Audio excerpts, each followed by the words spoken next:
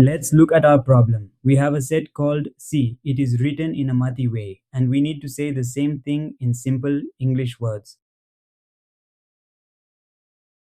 See that little line in the middle? It means such that. So we read this as the set of all y such that y is in E.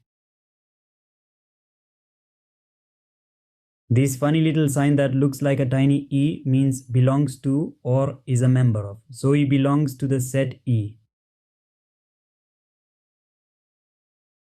Now the big question, what is E? In our math book, E stands for the set of even numbers. Even numbers are numbers like 2, 4, 6, 8, 10, and so on. They keep going forever.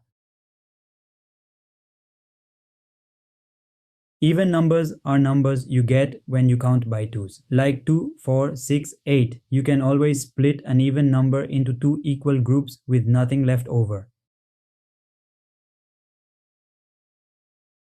Now let's put it all together. The set C has all the y values that belong to E, and E is the set of even numbers. So C is just the set of all even numbers.